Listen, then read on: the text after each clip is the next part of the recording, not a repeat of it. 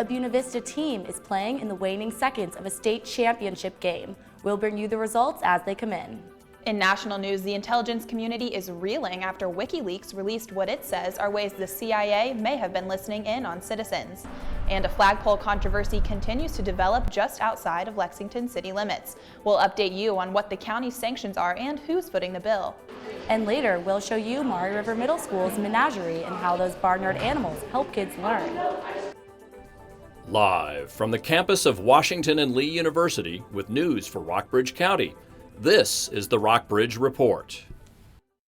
Good afternoon, I'm Bryn McCarthy. And I'm Kinsey Grant.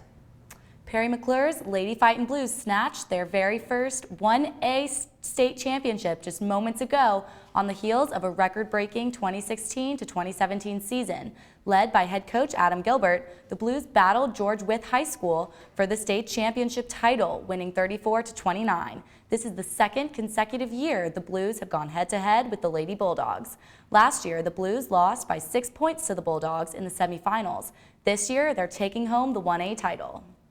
President Trump has offered former Utah Governor Jon Huntsman the job of U.S. ambassador to Russia. Trump's offer comes on the heels of an investigation into the Trump campaign's contact with Russian government officials. The president offered the position to Huntsman early this week. This is not Huntsman's first time as an ambassador for the United States. He served as the U.S.'s top diplomat to Singapore under the Bush administration and served in the same role in China under the Obama administration. Huntsman is expected to accept Trump's offer. WikiLeaks claims it has acquired secret files on how the CIA uses cyber weapons to spy on people around the world, including the ability to hack into smartphones and smart TVs. Some of the CIA's most sophisticated and effective spying tools were apparently pried open with the help of WikiLeaks. Brian Todd has more on this story. The anti-secrecy group says it's obtained thousands of files, hundreds of millions of lines of code from the CIA's massive hacking operation. WikiLeaks says the documents show the CIA's team of hackers have developed malware to be able to hack into almost any device people use and can remotely control iPhones, iPads, Android devices, taking video from their cameras, listening with their microphones. We should be worried if they're being used against non-intelligence targets. We should be worried if they're being used against Americans. The CIA is not allowed to spy on Americans inside the U.S., but privacy advocates worry other agencies may be using the same tools. WikiLeaks says there's one CIA hacking operation called Weeping Angel that can even tap into an enemy's Samsung Smart TV. They can turn my TV into a spying device? What happens when I turn it off? When you turn it off, it's not actually off. A lot of people remember the little red light. Right. That means there's still a computer in there and it's listening for the remote to call back again to turn on, otherwise it wouldn't be able to do so. So what the CIA can do is they can latch into that, and even when the TV is off, they can still listen to the microphone that's in the television. They call this fake off. WikiLeaks says CIA hackers can bypass encrypted messaging apps like Signal or Telegram just by cracking the phones themselves. According to WikiLeaks, the CIA explored the possibility of hacking into the software of modern cars. It can be accessed from outside and perhaps taken control of. And this can let you do a whole lot of things, from playing the music to taking control of the car entirely and crashing it if you want to assassinate somebody. WikiLeaks says the CIA uses the U.S. consulate in Frankfurt, Germany as a secret base where CIA hackers spy on people in Europe, the Middle East, and Africa. The White House and the State Department wouldn't comment. The documents released by WikiLeaks have not been authenticated by independent experts, and the CIA says it won't confirm their existence. WikiLeaks says some of these hacking techniques would allow the CIA to mask their hacking to make it look like someone else did it. One former CIA analyst says if this claim is true, WikiLeaks has dealt a significant blow to U.S. national security. Every time a place like WikiLeaks blows our ops, it means that the bad guys evolve and they use countermeasures to defeat the abilities of the United States to spy on them and to track them, to target them, and so forth. WikiLeaks says there's a broader security problem here, that if the CIA can get its hands on these hacking tools, then the bad guys can too, that cybercriminals and other hostile countries' hacking teams will be able to hack into our phones, computers, and TVs. The Republican health care bill to replace Obamacare is finally out there for everyone to read. The plan received a strong endorsement from President Trump, but it faces skeptics from both the left and the right. Scott McLean reports from Washington. The Republican vision for the future of health care promises to make coverage cheaper and more accessible. The architect of the GOP plan says it's simple. The American Health Care Act transfers power from Washington back to the American people. To do that, the Republican bill would provide refundable tax credits based on age and income, lift taxes that Obamacare had imposed on drug companies and the wealthy, repeal the individual mandate requiring people to buy insurance, and loosen rules to allow carriers to offer more policies. President Trump is on board with the plan, tweeting, "Our wonderful new health care bill is now out for review and negotiation.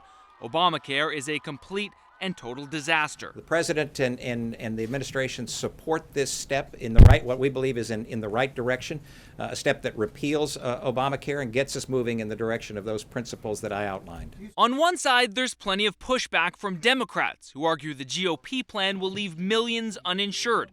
On the other, some Republican lawmakers are calling the bill Obamacare Light. The bill that's been introduced is Obamacare Light, and conservatives across the country aren't going to accept it. Key to the bill's passage will be the Republican sales pitch. This was Congressman Jason Chaffetz on CNN this morning. You know what? Americans have choices, and they've got to make a choice. And so maybe rather than getting that new iPhone that they just love and they want to go spend hundreds of dollars on that, maybe they should invest in their own health care. 2 House committees plan to start reviewing the bill this week. In Washington, I'm Scott McLean. The White House is saying President Trump has no regrets about his unproven and possibly made-up claim that then President Obama tapped his phone last year. CNN's Sarah Murray reports. It's been 4 days since President Trump's shocking claim that President Obama spied on him. And while there's still no evidence from the White House, today senators say they want proof. The president has asked Congress to look into whether or not his campaign was wiretapped by the Obama administration. I will take up that challenge. In a Saturday morning tweet storm, Trump alleged that Obama ordered a wiretap on Trump Tower, the home of then-candidate Trump and the location of his campaign headquarters. Today, Republican Senator Lindsey Graham and Democratic Senator Sheldon Whitehouse penned a letter to the Justice Department and the FBI, asking for copies of warrant applications or court orders related to Trump wiretaps. They wrote, "We would take any abuse of wiretapping authorities for political purposes very seriously. We would be equally alarmed to learn that a court found enough evidence of criminal activity or contact with a foreign power to legally authorize a wiretap of President Trump, the Trump campaign, or Trump Tower." Trump's claim inspiring other senators to ask for more details. As far as the information from the president, I would like him to turn over any evidence that he has supporting his tweet from this weekend about surveillance. I think that would be helpful to our investigation. Meanwhile, Virginia Senator Mark Warner spent time on Wednesday at CIA headquarters in Langley, Virginia, reviewing material for the Senate Intelligence Committee's investigation into possible meddling by Russia into the U.S. election. Warner said some of the things begged more questions. And a local business owner is still refusing to remove a 90-foot flagpole flying the Confederate flag from his property. The flagpole has been violating Rockbridge County's setback and zoning regulations since January. County officials sent the landowner a summons this week to appear in court on March 27th for violating these regulations. The county also began charging the landowner a $400 fine per day. 60 West pawn shop owner Brian Rousey said the pro-Confederate group that sponsored the flagpole will pay the fines. Rousey plans to apply for a permit to keep the flagpole on his property. As of Wednesday, the court had not received an application from Rousey. Rousey said he plans to file a lawsuit if the county denies his application. Coming up next on the Rockbridge Report, Sutton Travis will tell you about changes to Natural Bridge State Park, including a substantial cut in ticket prices. Find out just how much coming up next. Enjoy the warm weather while it's here because it won't stick around long. Find out more in your weekly weather forecast. Beautiful.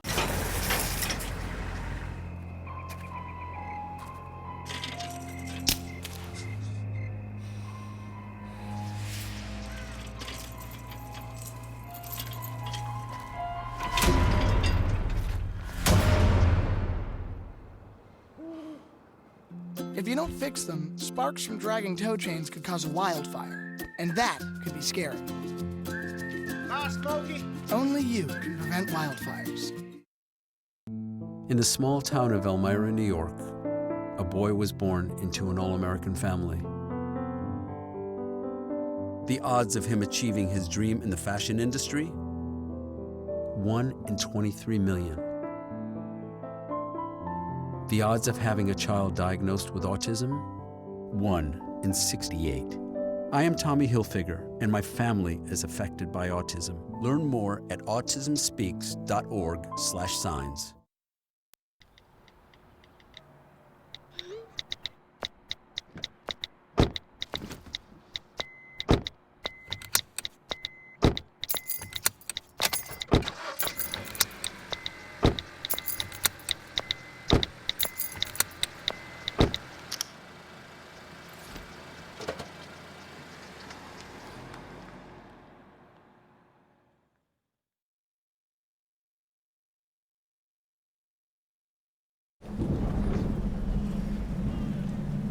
He's on his way. He doesn't even know that we're here. Is he okay? Please tell me he's okay. Laura. Okay, try to call him again. There's no signal. Try. Nothing's working. Well, just Everything's down. This is so bad. He's out there by himself. Make sure you know where to find your family in an emergency. Start your plan at ready.gov.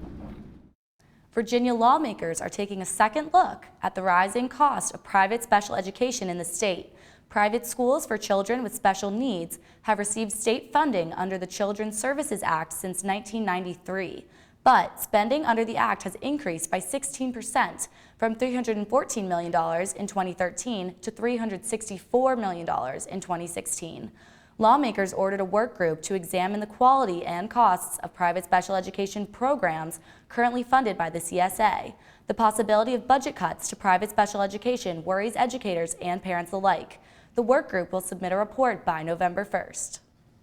It's been almost 6 months since Natural Bridge became a state park, and it's more popular than it has been in a long time. Sutton Travis tells us what has changed since September.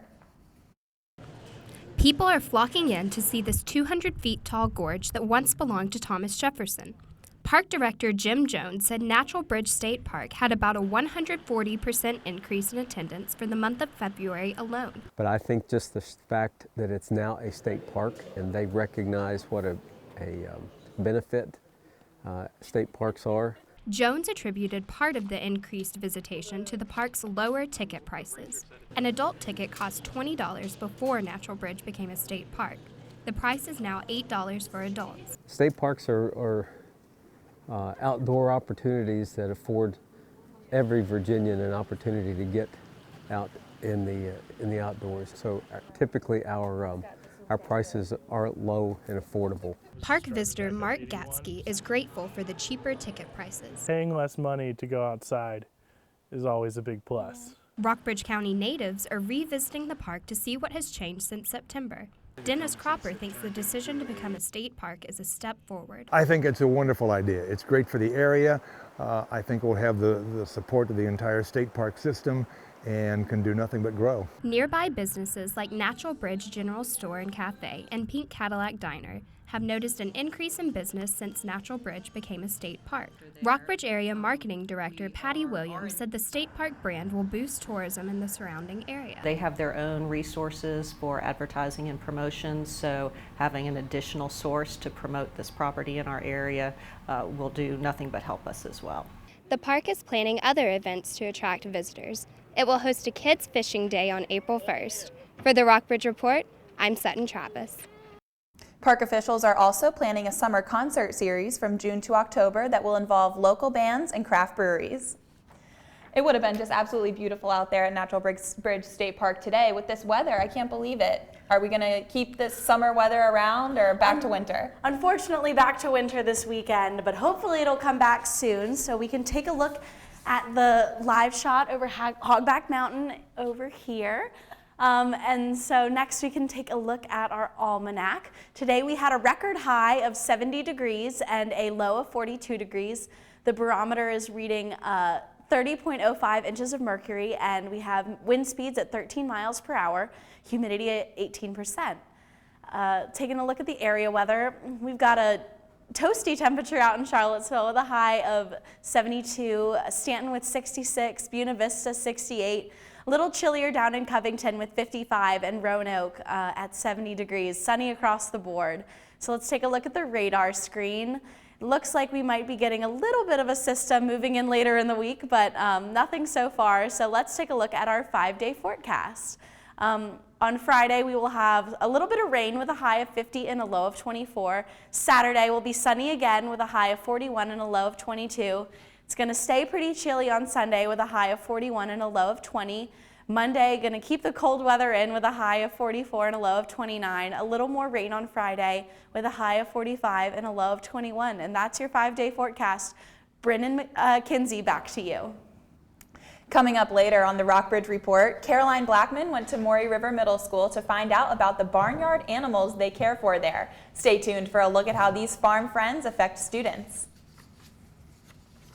And we'll show you how a group of women in Lexington voiced their frustrations last Friday outside a local lawmaker's place of business. All that and a high school fight in Virginia that ended with pepper spray. Next. Hi, may I please have an application? Thank you.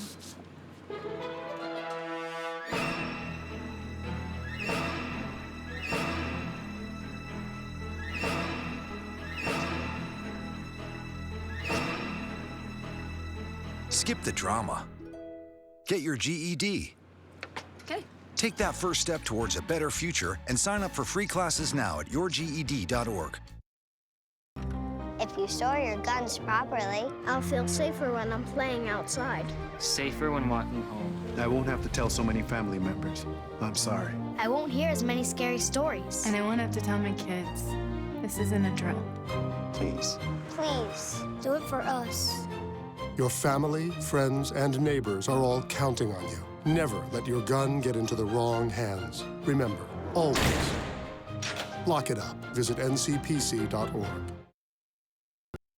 No more pencils, no more books, no more teachers, dirty looks. School's out! For summer. What this place needed was better graduation rates. So we worked with schools like Henry Ford High, and now they're up 18%.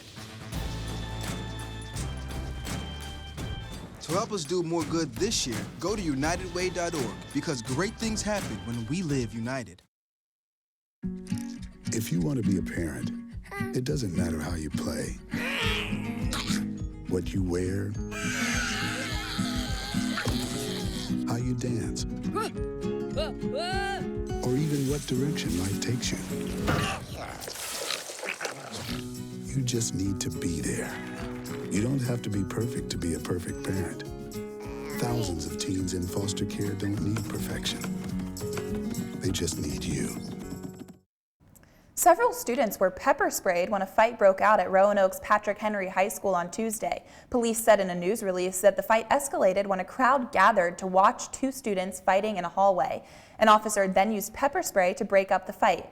The school nurse and staff did treat students who were sprayed, but no one was seriously hurt.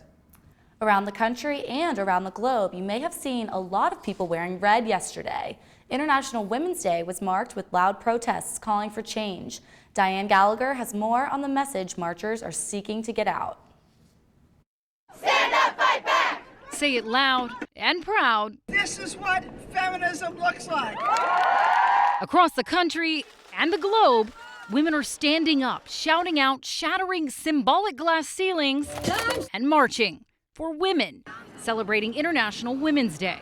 Welcome to the United Nations observance of International Women's Day. Highlighting a myriad of issues. Women's rights and opportunities are consistently neglected and even under threat in all regions. And celebrating female accomplishments. Still, this International Women's Day comes during a contentious political time. Women's rights are under attack. How do we do? Stand up, fight back! The organizers of January's massive Women's March on Washington have encouraged people to take part in a strike called A Day Without a Woman, asking women to wear red and stay home from work. I think it's so important that we continue to do things like this, have these protests, have these resistance movements, so that they have no choice but to listen. A handful of school districts in several states even closed for the day, citing the number of employees who called out.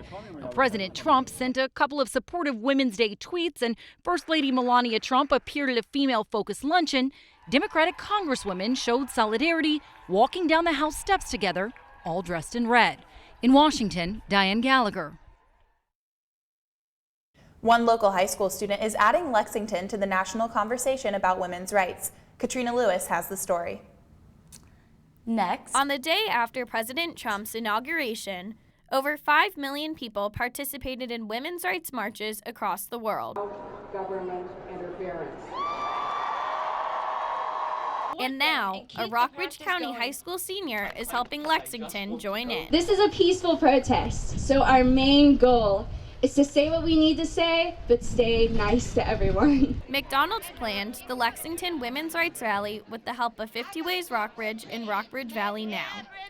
50 Ways Rockbridge was formed after the presidential election. My body, my choice! My body, my choice! The rally was held in front of Delegate Ben Klein's Lexington office to oppose his proposal for a day of tears for people to mourn abortion. Klein's event is timed with the anniversary of the landmark Supreme Court case, Roe v. Wade. We are grown women who can make choices for ourselves. We have consent. My body, my choice. Klein was at his law office in Harrisonburg during the rally. In a press release, he said he respects the group's right to assemble. Where's Ben? Where's Ben?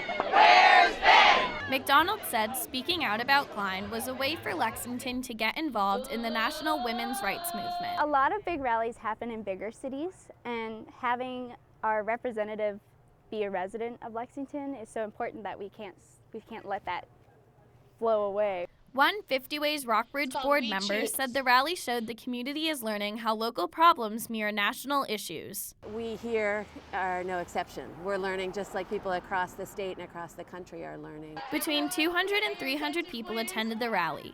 Many said they were pleasantly surprised, given the area's reputation for conservatism. I just think it's really awesome that Lexington is doing this. Wasn't expecting it, very proud. Both groups say they will continue to defend women's rights in the same spirit as other organizations across the country. For the Rockbridge Report, I'm Katrina Lewis. Next on the Rockbridge Report, when pigs fly, we've got a story on farmyard pets at Maury River Middle School.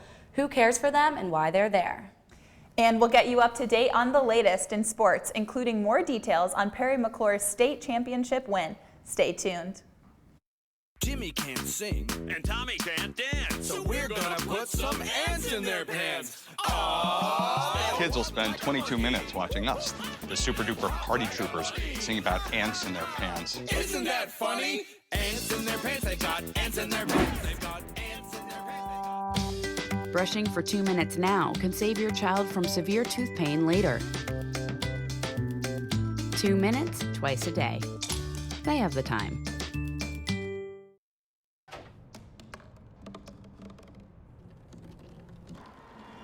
Everybody has a dream.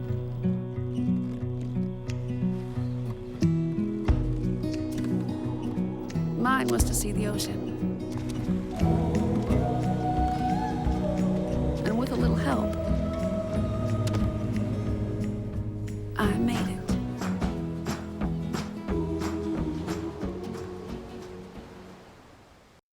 So, I'm kind of new here, but I've noticed a trend. My human does this funny thing where she goes around and gets all my toys, and then she hides them in that basket by the door. But it's always the same basket, and it's always in the same place.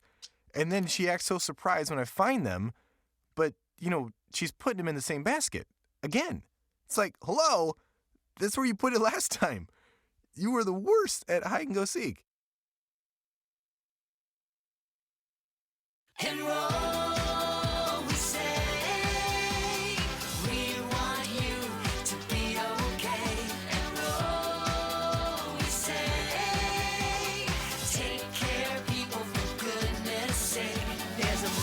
Every budget, so don't accept defeat. Now you can get covered and still buy me treats. You take care of your pets. Now it's their turn to take care of you. Visit getcoveredamerica.org to learn about your health insurance options. So it's been a big sports day for us with the Blues' big win. Emma, what else is going on in sports news today? That's right, Bryn. The Perry McClure High School girls basketball team won the final of the Virginia High School League 1A state tournament this afternoon by a final score of 34-29. It's championship week for Division I men's basketball, and conference tournaments across the country are in full swing. Teams are all trying to punch their ticket to the NCAA tournament that begins next week. Last night, 21st ranked UVA beat Pittsburgh 75-63 to advance to the ACC quarterfinal. Tonight, the Cavaliers will play 22nd ranked Notre Dame. Virginia Tech also won last night in the ACC, beating Wake Forest 99-90. Tonight, the Hokies will play 16th ranked Florida State in the quarterfinals. Both teams are trying to advance to the semifinals of the ACC tournament. The Washington and Lee men's tennis team won a decisive 9-0 victory over Shenandoah yesterday. The Generals' record is now 4-0 in conference competition. The Virginia Military Institute lacrosse team fell to Wagner College 8-11 on Tuesday. Senior Brad Nardella scored a career high of 3 goals in Tuesday's game. Both the Washington and Lee men's and women's golf teams competed at the Callaway Gardens Intercollegiate on Tuesday. The men's team placed 6th out of 18 teams at the tournament, led by first-year Brian Pesey, who tied for individual medalist honors with a score of 70, 2 under par. The women's team placed 6th out of 16 teams, led by junior Lisa Freed, who placed 3rd overall. The 7th-ranked Washington and Lee women's lacrosse team is undefeated in 4 games this season. Most recently, the team defeated top 10-ranked Salisbury 6-5 at home. They have also beaten nationally ranked Franklin and Marshall in Mary Washington. On Saturday, they will travel to Gettysburg to play the 4th-ranked Bullets. Back to you, Kinsey and Bryn. Pigs, lizards, and rabbits, oh my! It seems there's no end to the different animals that roam the hallways and live in the classrooms of Maury River Middle School. The students not only like having the creatures around, but they learn from them too. Caroline Blackman takes us to Maury River's menagerie.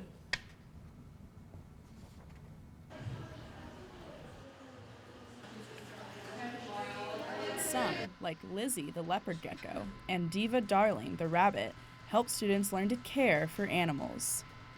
Sometimes it's more of a distraction than anything else, but the kids, really actually, learn to love the animals and they want to take care of them. Diva is litter box trained, which is why she's able to hop around the classroom. When she's in her cage, she doesn't get to bounce around with everybody else. She will throw her food bowl, she will bang her water container because she wants to be part of everything that's going on. Other animals, like Daisy the pig, are associated with Maury River's agricultural program. Agriculture teacher Molly Marshall said having animals in the school teaches students how to raise them and run a farm if they become farmers. I just hope, they see how food is grown, because I think there's like this disconnect. I want them to first off understand that their food was grown somewhere, and the other thing is I kind of want them to be able to do it on their own. The students take turns caring for the animals every day and over breaks. Rockbridge County, it's an agriculture community. When our students graduate, our job is to get them ready for real world and to have the skills when they graduate to go straight to work. Principal Randy Walters said he and Marshall either come in on the weekends or take the animals home so they're cared for in the right way. But Walters said it's all worth it because of how much the students learn. It's fun to come into a classroom that's active and live. I can't imagine not having an animal in my classroom now. Marshall said she hopes her students continue to study agriculture at Rockbridge County High School. I'm Caroline Blackman for the Rockbridge Report. One scrappy cat is proving just how far a pet will go to stay close to his owner. Paul Robertson, a long-haul semi-trailer driver from Minnesota, thought he lost his furry friend when Perry, his feline driving companion, jumped from the vehicle at an Ohio rest stop. But Perry wasn't quite as far as his companion thought. The tough trucking cat clung to the undercarriage of the truck through 400 miles of snow and rain before he was joyfully reunited with his companion in Shoals, Indiana. Robertson said the reunion was a love fest. Thanks for watching today's edition of the Rockbridge Report. If you missed anything, be sure to check our website, rockbridgereport.wlu.edu, for more details. Be sure to tune in next Tuesday at 3 on Channel 18 for our live news update. And don't miss Faith Isbell's interview with Buena Vista's City Manager Jay Scudder coming up next. Thanks for watching.